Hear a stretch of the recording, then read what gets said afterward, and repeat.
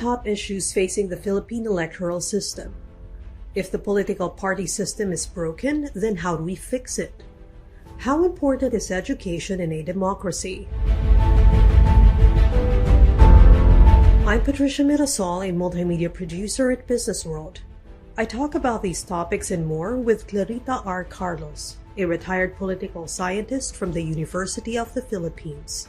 Good day, Dr. Carlos. I'm looking forward to hearing your thoughts on electoral reforms. Let's start with this question. What are the most pressing challenges facing the Philippine electoral system? Well, foremost macro factors, which should be a very broken political party system. What this means is that, in principle, it is the political parties who will choose, who will vet who the candidates would be, for senator, for congressman, in what electoral district and the like. That is not happening. What is happening is that political parties or political groups, as they are more appropriately called, really would invite guest candidates from wherever, and they can be any political color. So, the political party membership means nothing really in terms of a party platform and a party program of government. Now, why is this important? If you have a broken political party system and if you are a candidate, then I don't know what you're promising. You're only one person in 315 members of the Congress and 24 senators.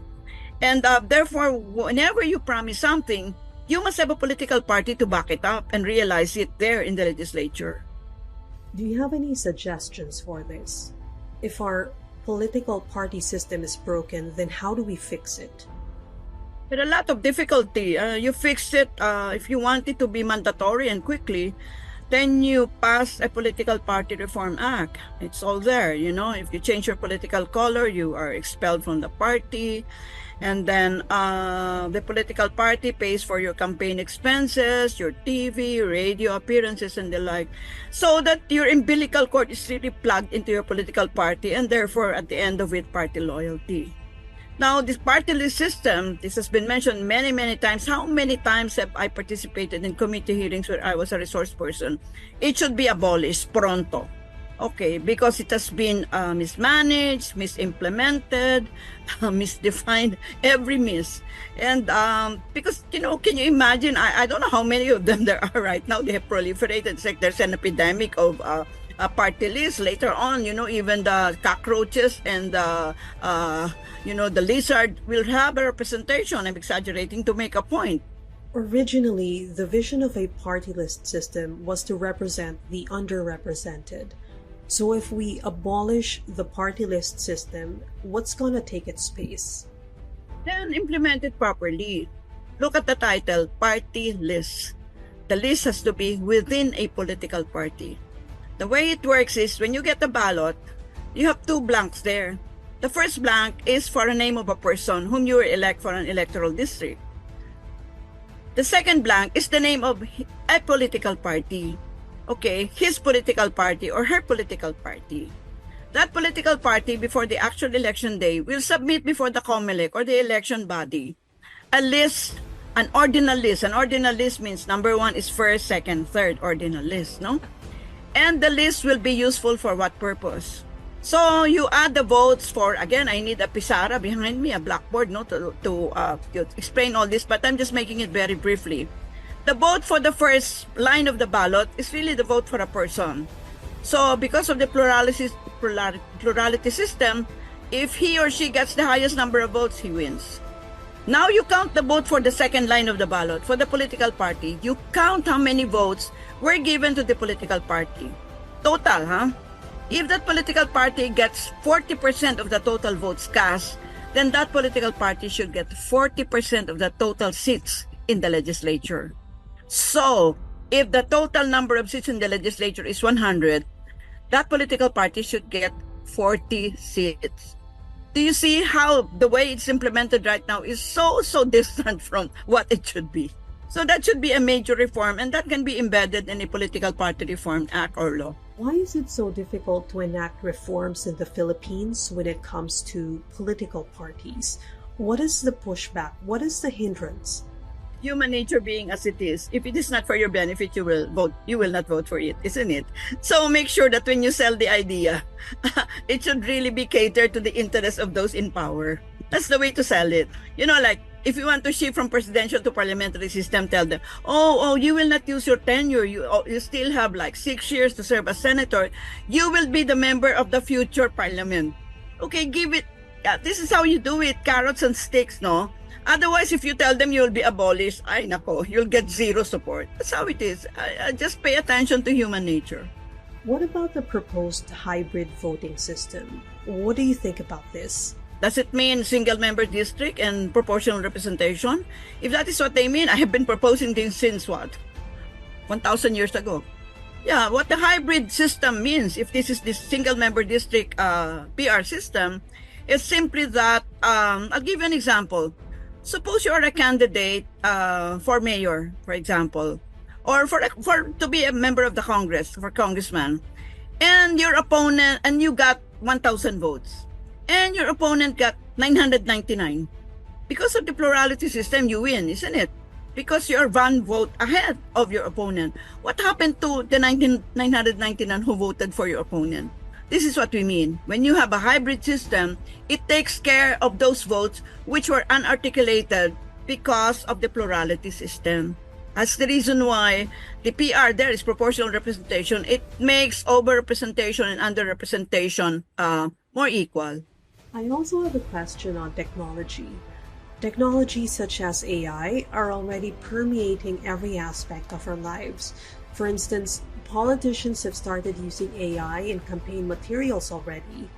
Should we have any clear rules about the use of technology in the elections? You can look at AI both as a plus and as a minus. You use it as a plus to map out your demographics, like, let us see, I have 100,000 voters. What do they consist of? Do they consist of the elderly like me, 60 years and above? Or the majority would be young voters, etc. Then I would look at, I would do a quick and dirty survey of what do the elderly want and what do the young voters want, and what can I do to address their desires, their wishes. This is one way to do AI. You can do that very quickly. You look at the COMELEC list, you look at their ages, and the AI will put them in a certain configuration so you know what the demographic trapezoid looks like in your vote, in your electoral district. But AI can also have some negatives. For example, AI can now, like I'm talking right now and I'm telling you these things, and they can put another thing in what I'm saying, just following my mouth and so on. And they can do that so that they can say that, okay, the night before election, they can put words like, I'm going to withdraw from my candidacy as whatever. You see how this can be used for sinister purposes. Or somebody can make an announcement that your opponent died the night before the election. Can you imagine what that means? When it's very difficult to verify because it's the night before the election. So I don't know what the election body, the COMELEC or other bodies can do to obviate this. But yes, you just need citizen vigilance. Actually, the COMELEC cannot do it. There are very few of them. It's really citizen vigilance who will make a distinction between what is on the ground and what's fake news. But even me, I'm a fairly intelligent person. Sometimes I get victimized by fake news. So, it's really so difficult to navigate ourselves in this world now. It's definitely hard to differentiate what's true and what's not nowadays. You really have to look around and check other sources. But what about using technology to decrease vote buying and electoral fraud? What do you think about that? Vote buying, it will always be there for as long as the voter is not fairly educated, is not discerning. But really, my pragmatic guidance to them is, accept the money. And then, after all, they're not going with you to the polling place, and they're not going to see what you're going to insert in that machine. So, accept the money. That's for some people, 5,000 pesos is a lot of money. How many kavans of rice can it buy? So I'm just being realistic about it. Accept the money. But how can electoral fraud be minimized? The first thing to do is reduce human intervention. because every time a human intervenes there, then you have a possibility for, things being done a different way.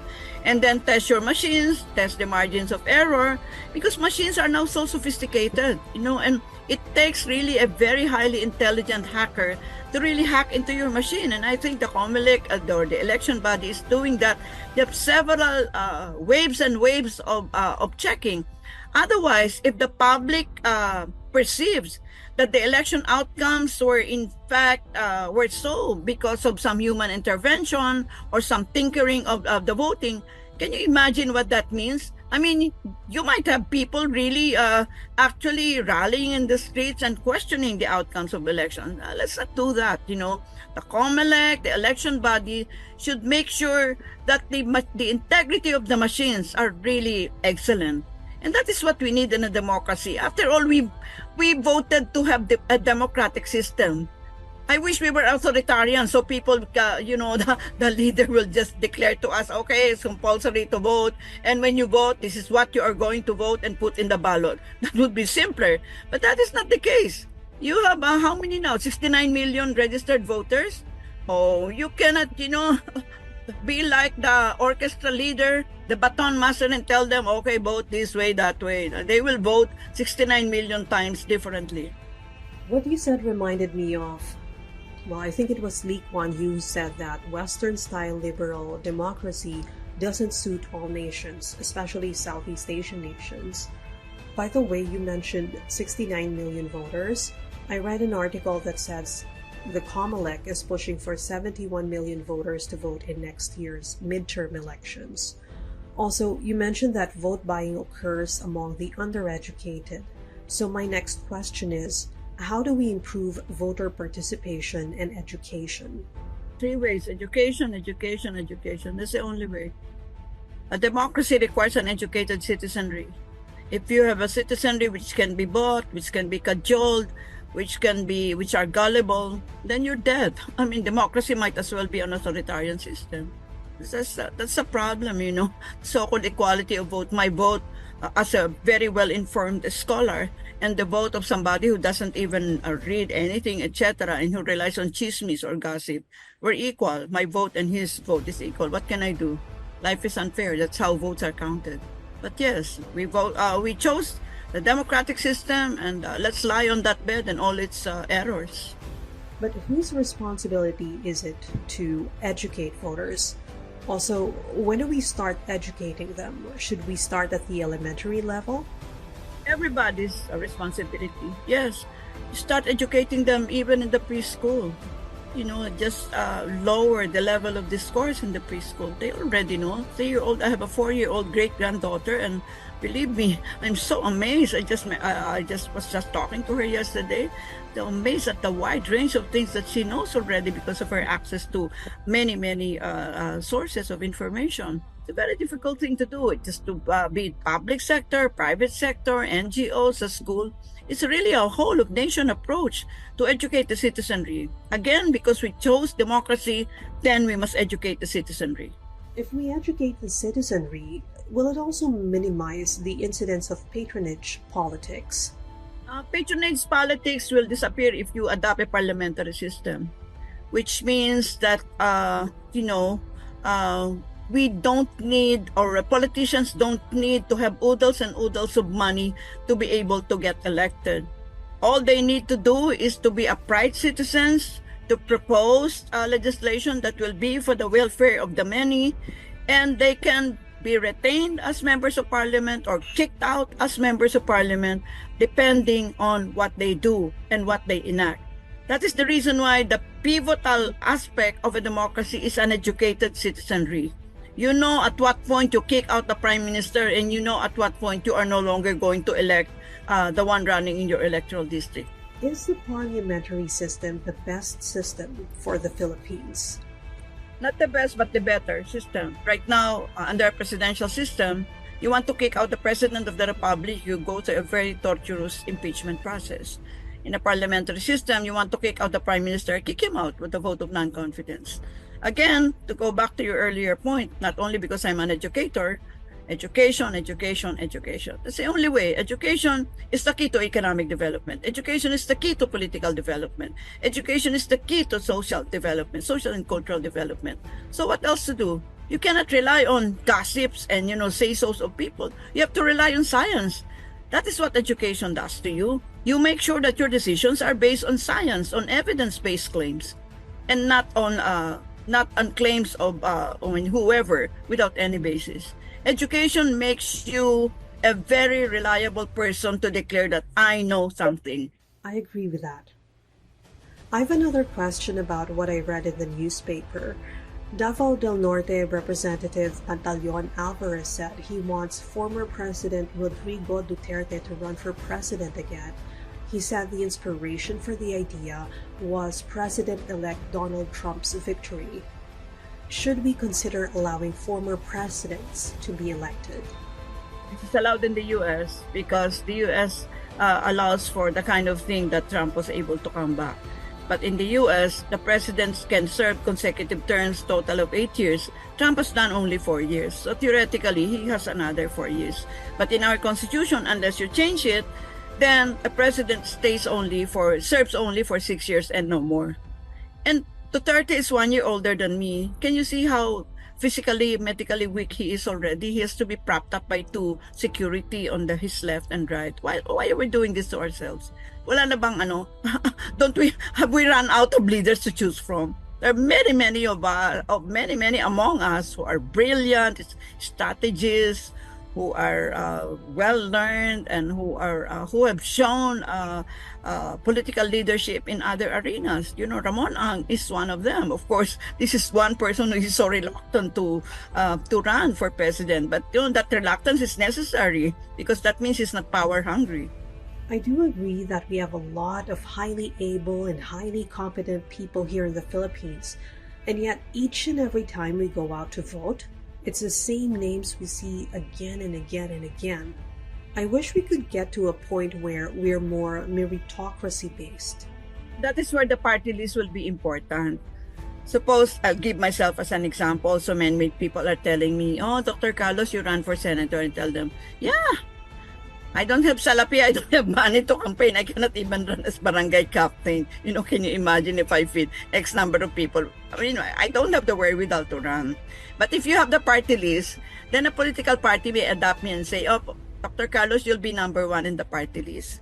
If we get this percentage of votes, you will surely be part of the parliament." So it has something to do with changing the electoral setup, so that people like me who do not have money, who do not have organization, who we think might be, eligible to be a legislator, will have a chance. Otherwise, the democratic space now is so limited. Can you imagine what it means to have so many seconds of political ads in the television? Oh my God, that runs into millions.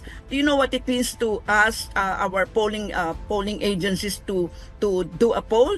That will run to millions also. So, anyone who doesn't have money like me cannot run. This has been a very enlightening discussion, Dr. Carlos. Is there anything else you would like to impart to our audience? I would like to leave some guidance to our, sabi mo, Patricia, 71 million na pala yung voters ngayon. Please go to the polls. Please exercise your right to vote. You can change the face of Philippine politics by your vote. And you don't have any business complaining about the government if you do not vote. If you're just there in the margins. You chose a democratic system, please vote. A political party reform act could make party membership more meaningful, according to Dr. Carlos.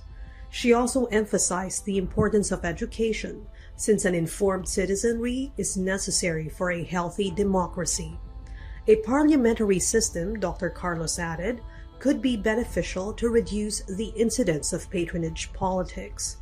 This has been another episode of B-Side. Subscribe now and enjoy industry insights on Philippine business and beyond.